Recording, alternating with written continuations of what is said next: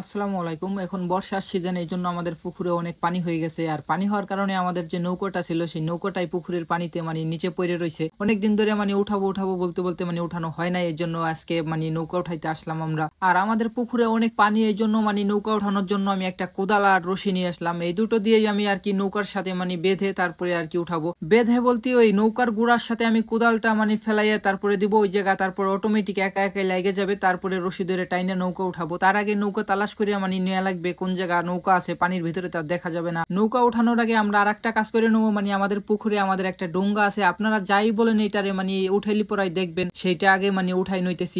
নৌকা কোন জায়গা আছে সেইটা দিয়ে তালাশ করবো। আর ডোঙ্গাটা অনেকদিন হয়ে রয়েছে, পুকুরে রয়েছে। আর এখন যেহেতু পুকুরে পানি হয়েছে আর বর্ষার সিজন, এখন যদি আমি না উঠাই তাহলে পরবর্তী সময় আর উঠাইতে পারবো না, কারণ কেদা মাটি জমে থাকবে ভিতরে, এই জন্য আর পরে আর কখনো উঠাইতে পারবো না। আর পরে যদি নাও উঠাইতে পারি তাহলে কিন্তু এই বছরে যদি থাকে তাহলে একটা সময় দেখা যাবে আমাদের ডোঙ্গা নৌকা সবই নষ্ট হয়ে যাবে। এই জন্য আমাদের ডোঙ্গাটা এই যে আমরা উঠাইতেছি, দেখতেই পারতেছেন যে ডোঙ্গা আমাদের। আর পানির ভিতরে ডুবাই থাকা কিন্তু আসলে সবাই পারে না, আর পানির ভিতরে ডুবাই থাকা অনেকটা কষ্টের ব্যাপার। যাই হোক, ডোঙ্গাটা আমরা পানি ফেলাইয়ে হইছে, তারপরে আমরা নৌকা তালাশ করতেছি। আর একটা কথা কি, পানির ভিতরে আমার নামা ভয় করে এখন, আর কি করে আমি জানি না, কিন্তু সবার ভয় করে না, এটা স্বাভাবিক। এই জন্য আমি আর আমার স্বাস্থ্য ভাই দুজন মিলে তারপরে পানির ভিতরে ডুবি করতেছি। আর আমাদের পুকুরটা ভালোই মোটামুটি বড়। আগে যেখানে নৌকা আমরা রাখছিলাম কিন্তু সেই জায়গা নৌকা নাই, এই জন্য তালাশ করা একটু কষ্ট হয়েছে। আর আমাদের পুকুরে আরো নৌকা আছে অনেকেরই, এখন আমাদের কোনটা সেটা তো আর জানি না। নৌকা উঠাই তারপরে দেখতে হবে আমাদের কোনটা। এই জন্য অনেক ডুবাডুবি করার পরে একটা নৌকা পাইছি, নৌকাটা উঠাবো। এখন দেখি কাদের নৌকাটা হয়। আর আমি কিভাবে নৌকা উঠাইতেছি এটা তো দেখতেই পারতেছেন, যে কোদালের রশি বেঁধে কোদাল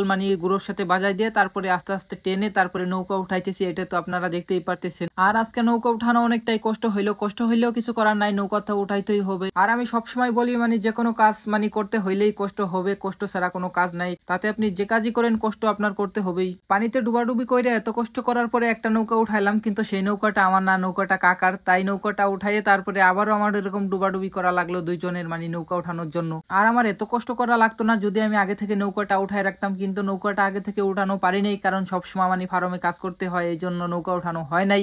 আলসেমিতে এই উঠাই বলতে বলতে উঠানো হয় নাই। কিন্তু আষাঢ় মাস, এখন বৃষ্টি ঘন ঘন নামে, এই জন্য পুকুরে পানি জমে গেছে, এই জন্য নৌকা উঠানো এত কষ্ট হইলো, কিন্তু কিছু করার নাই, নৌকা উঠাইতেই হবে। অবশেষে আমার নৌকাটা আমি উঠানো পারলাম পুকুর থেকে। এত ডুবাডুবি করার পরে আমার নৌকাটা উঠাইলাম আমি। যাই হোক, অনেক কষ্ট করার পরে পুকুর থেকে নৌকাটা উঠাইলাম। নৌকার ভিতরে কেদায় একবারে বোঝাই হয়ে গেছে, এই জন্য ডুবাইয়ে নৌকা উঠানো সম্ভব না, এই জন্য কোদালে রশি বেঁধে তারপরে নৌকা উঠাইলাম। আপনাদের যদি কারো এরকম নৌকা থাকে তাহলে এইভাবে উঠাইতে পারেন আপনারা। যাই হোক, আজকের ভিডিও আমার এইটামাতেই শেষ। সবাই ভালো থাকবেন ও সুস্থ থাকবেন। আসসালামু আলাইকুম।